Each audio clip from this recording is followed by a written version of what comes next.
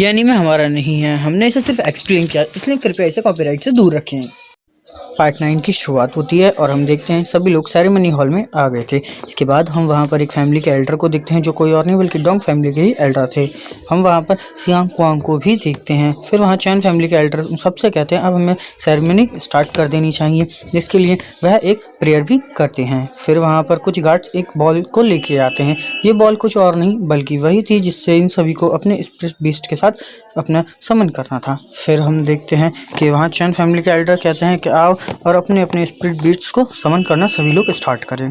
फिर हम देखते हैं वहाँ चैंग जी आता है जो जब बॉल पे हाथ रखता है तो बॉल का कलर वाइट हो जाता है। फिर शाओ फैन को लू बताता है कि वाइट कलर का मतलब कि तुम्हारा बीस्ट बहुत ही ज़्यादा लो लेवल है। वह उसे बताता है कि हर कलर के हिसाब से तुम्हारा बीस्ट तय होता है। वह उसे बताता है कि अगर तुम्हारा वाइट है तो इसका मतलब तुम बहुत ज़्यादा ही लो लेवल पे हो। फिर हम देखते हैं कि वहाँ उसकी बॉल का कलर ग्रीन हो गया था जो कि उसे एक डिमन बीस्ट मिला था। वह तुरंत उसके साथ बॉन्डिंग कर लेता है।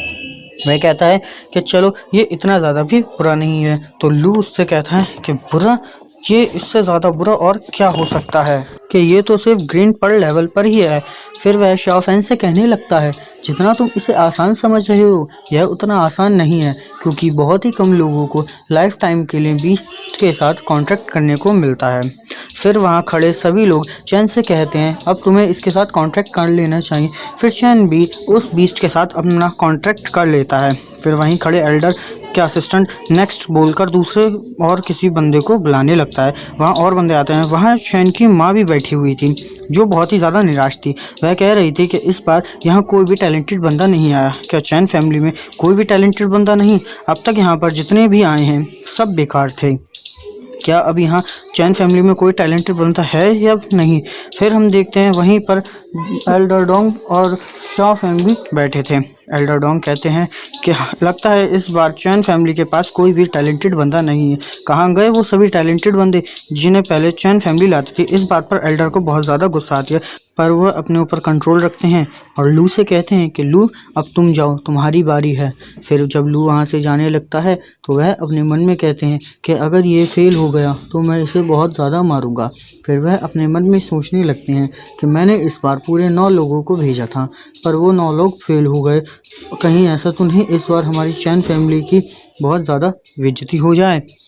लू वहाँ जाकर अपनी एक टेक्निक की मदद से अपनी एनर्जी को बाहर निकालता है और अपनी बॉल पर हाथ रखता है, जिसे देख सभी लोग हैरान हो गए थे और उसके अंदर से बहुत ज़्यादा ही मात्रा में एनर्जी बाहर निकलने लगती है।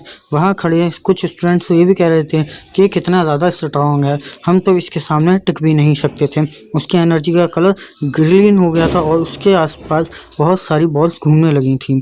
तभी हम देखते हैं कि सभी लोग यही कह रहे थे कि लगता है इस बार इन्हें एक वॉरियर मिल गया। फिर हम देखते हैं कि उसकी बॉल का कलर ब्लू हो जाता है।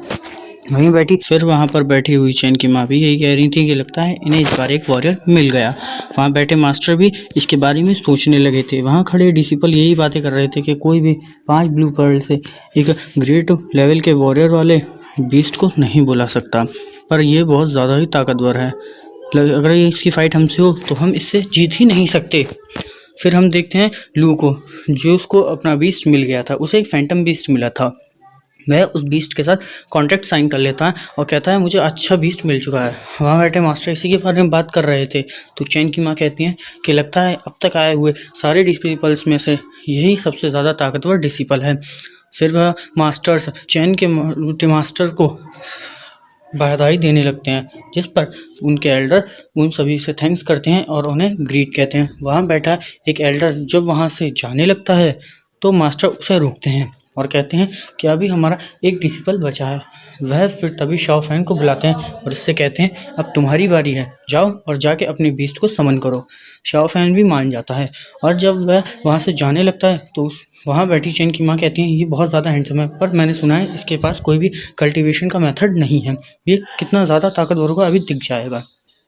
शाओ फैन वहाँ जाता है और जैसे ही अपनी बॉल पर हाथ रखता है सभी लोग हैरान हो जाते हैं, क्योंकि सिर्फ उसके पास जाने से ही वहाँ बहुत ही ज़्यादा ऑरा क्रिएट हो गया था। चैन भी कहती है कि ये क्या इतने ज़्यादा ताकतवर है। शाओ फैन जैसे उस पर्ल पर हाथ रखता है वहाँ इतनी ज़्यादा लाइट हो जाती है कि लोग सही से देख भी नहीं पा रहे थे। जो मास्टर वहाँ से जाने वाला था वो भी रुक गया था और इसी पर हमारा एपिसोड ख़त्म हो जाता है।